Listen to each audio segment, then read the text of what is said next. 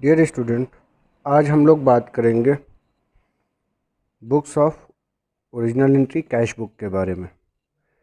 तो ये cash book क्या है, इसको समझने से पहले बात करते हैं कि जब भी हमने अकाउंटेंसी में स्टार्ट किया था तो सबसे पहले बात की गई थी books of recorded maintain in journal book. तो जनरल बुक में एक ही बुक है जिसमें हम सारे ट्रांजैक्शन को रिकॉर्ड करते थे। तो जनरल बुक में जब all business transaction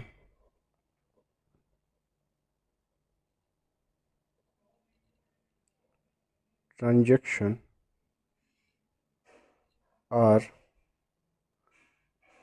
recorded in a single book, तो क्या था, जो भी बिजनेस ट्रांजैक्शन था उसको हम एज ए जनरल एंट्री के थ्रू मेंटेन करते थे और उसके लिए एक ही हमारे पास बुक थी, जनरल बुक। लेकिन अब हम बात यहाँ पे कर रहे हैं कैश बुक के बारे में। तो ये कैश बुक क्या है?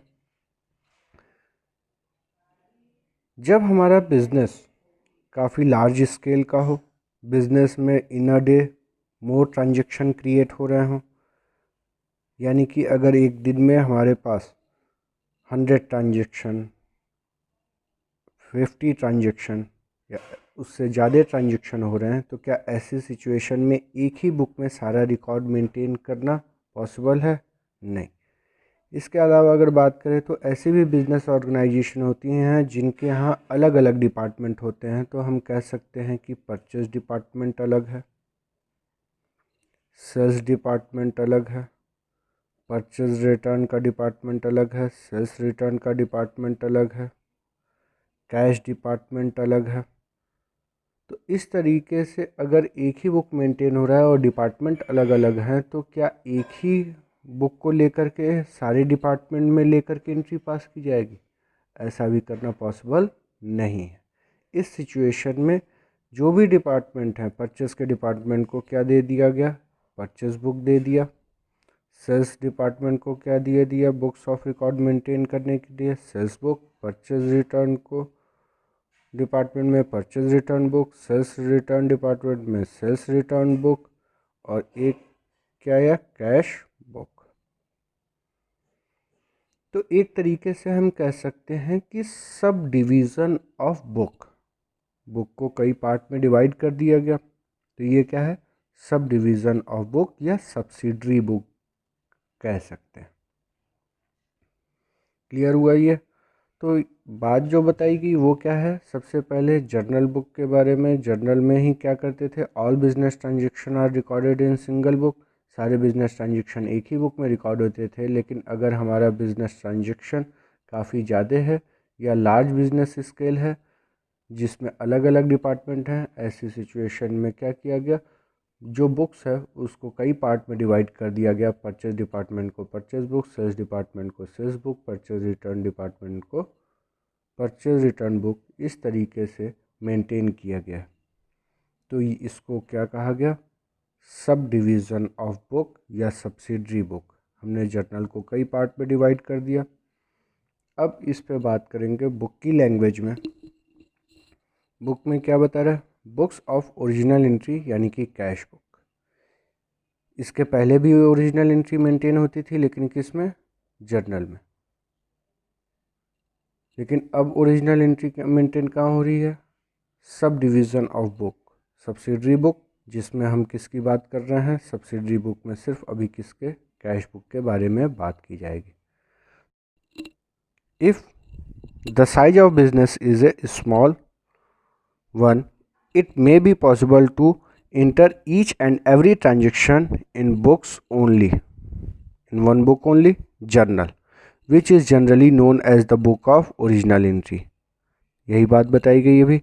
But when the size of business grows and number of transaction become very large, it is no longer possible to record all transaction in one journal only. As such, the journal is subdivided into a number of special journals. These special journals are known as day books, special purpose book और subsidiary book of the book of original entry. तो अभी तक books of original entry के बारे में सिर्फ हम किसके बारे में जानते थे, जर्नल। अब किसके बारे में, books of original entry included as a all books, purchase book, sales book, purchase return, sales return. तो ये क्या है, सब डिवीज़न ऑफ बुक जो है वो भी हमारे लिए क्या है, बुक्स ऑफ ओरिजिनल एंट्री। तो यहाँ पे हम सिर्फ बात कर रहे हैं किसके बारे में, कैश बुक के बारे में। तो इस कैश बुक में क्या रिकॉर्ड होगा, all cash transactions are recorded in this book. जो भी कैश रिसीव्ड होगा, यानी कि एज ए कैश रिसीव्ड और second as a cash payment, ये सारे ट्रांजैक्शन कैश बुक में रिकॉर्ड होंगे। चाहे वो किसी भी हेड के लिए अगर वो कैश में ट्रांजैक्शन हो रहा है तो ये सारा रिकॉर्ड कहाँ मेंटेन होगा, कैश बुक में। तो अब कैश बुक मेंटेन करने के लिए जो फॉर्मेट है उसके बारे में बात करें तो ऊपर क्या लिखा गया, कैश बुक।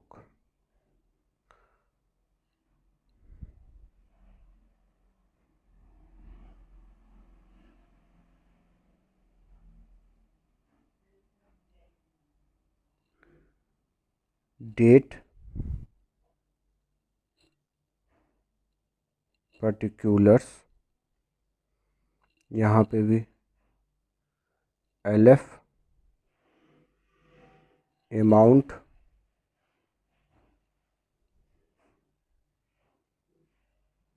डेट,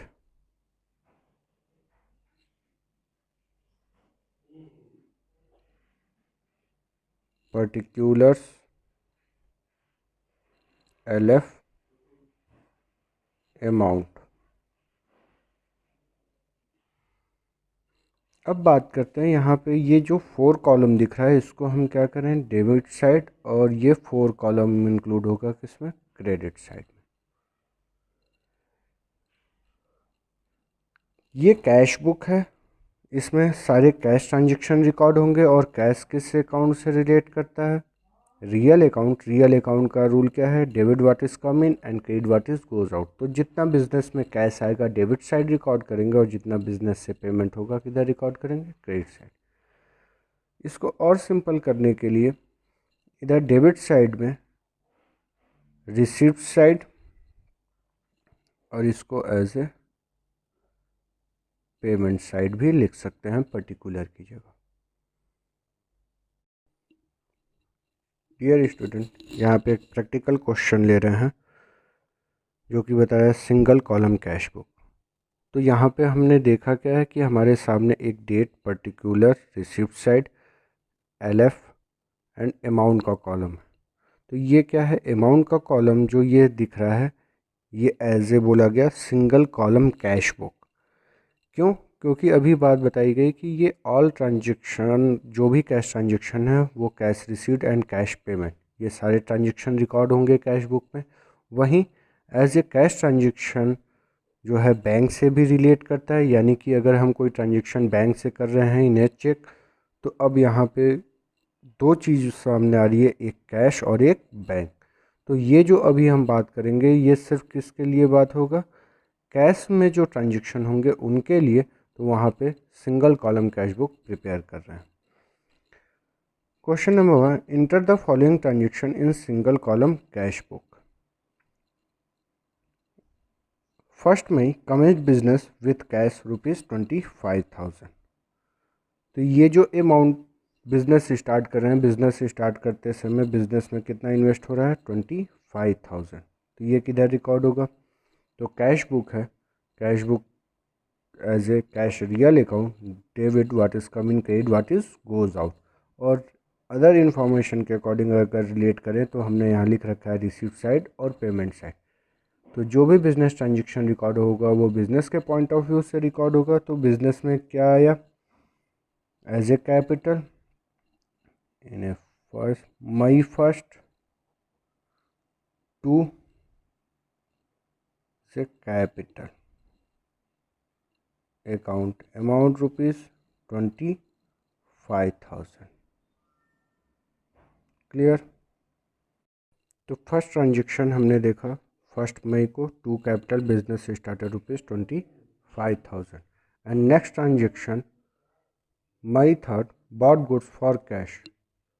बिजनेस क्या परचेस कर रहा है, गुड्स परचेस कर रहे हैं। तो गुड्स परचेस करते समय ये कैश में परचेज है, तो कैश का पेमेंट हुआ कितने का, 10,000 का।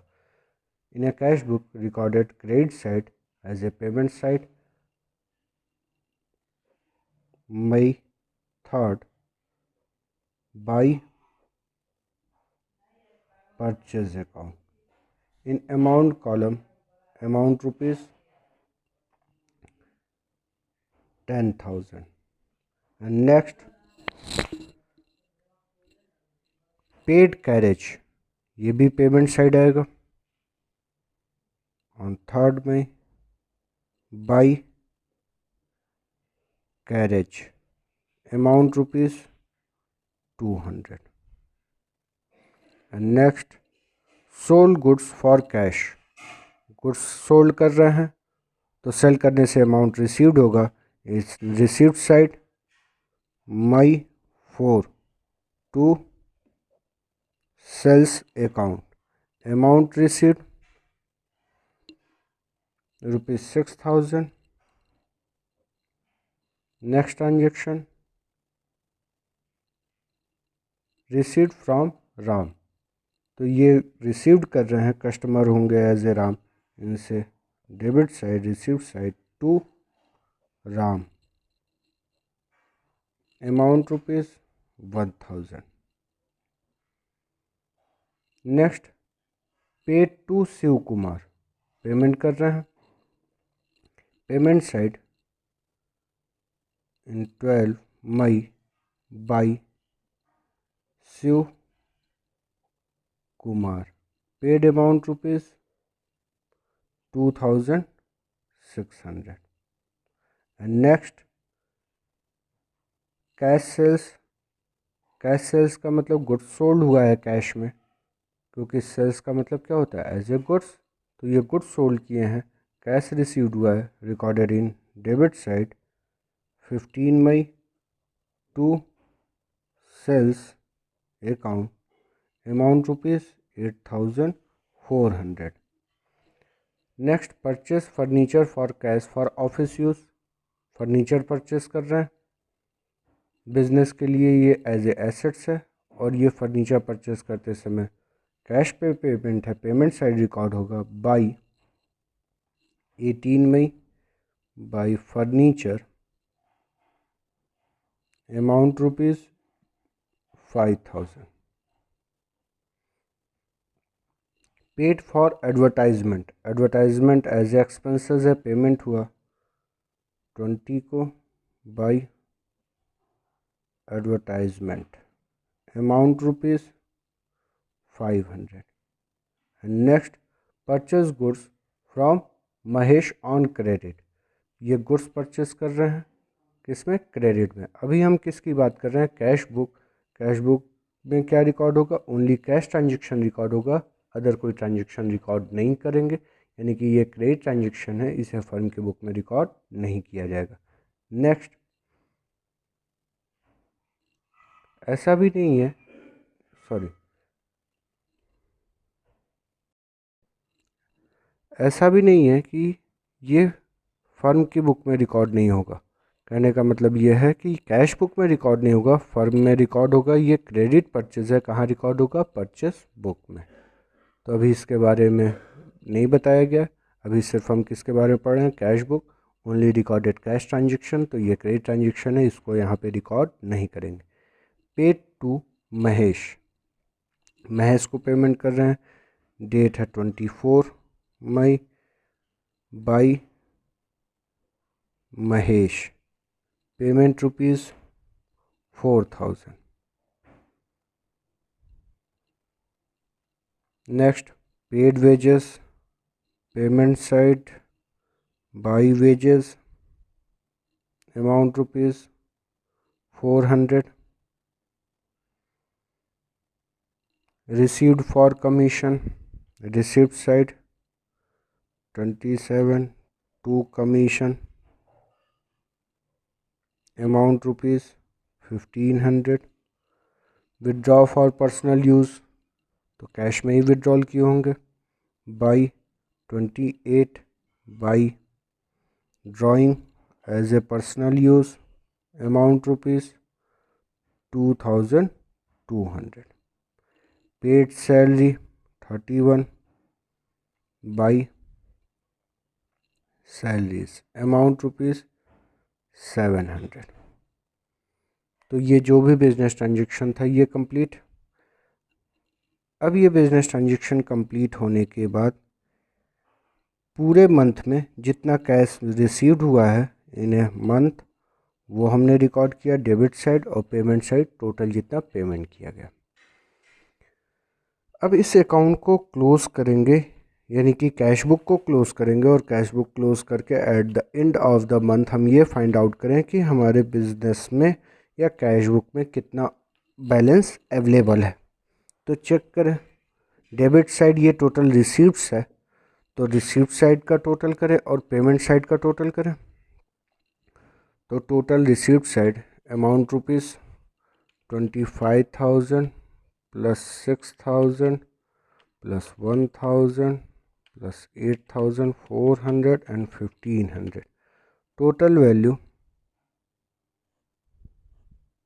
Total receipts 41,900 and total payment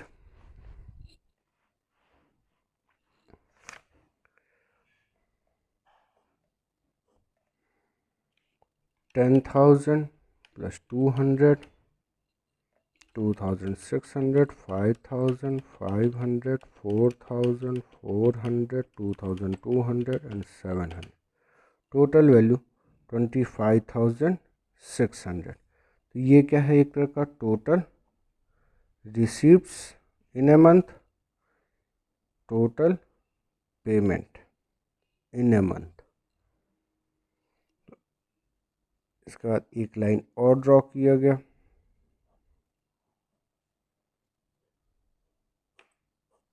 यहाँ पे डबल लाइन ड्रॉ कर रहे हैं, इसका मतलब क्या है, इस कैश बुक को क्लोज कर रहे हैं। तो टोटल रिसीप्ट्स वैल्यू ये है और टोटल पेमेंट वैल्यू ये है। तो यहाँ हमने 41,000 डेबिट में भी लिखा, अगेन 41,900 क्रेडिट में भी। 31 मई को ही अब हमारे पास balance at the end of the month, हमारे पास बैलेंस अमाउंट कितना है, तो 41,900 में से 25,600 माइनस कर दें, तो वैल्यू कितना आएगा, बैलेंसिंग अमाउंट 16,300। इसको लिखेंगे बाई बैलेंस कैरी डाउन। कितना बैलेंस शो कर रहा है eight the end of the month, total cash receipts में से पेमेंट माइनस करने के बाद 16,300। अब ये बैलेंस अमाउंट नेक्स्ट मंथ फिर से ट्रांसफ़र होगा, और नेक्स्ट मंथ में जो भी कैश रिसीव्ड है और पेमेंट है उसके लिए सारे ट्रांजेक्शन रिकॉर्ड होंगे। तो ये 1 जून debit side to balance brought down amount 16,300, और फिर नेक्स्ट मंथ से जितने कैश रिसीव्ड है और जितना कैश पेमेंट है उसको आगे कंटिन्यू कर देंगे, रिकॉर्ड मेंटेन करेंगे।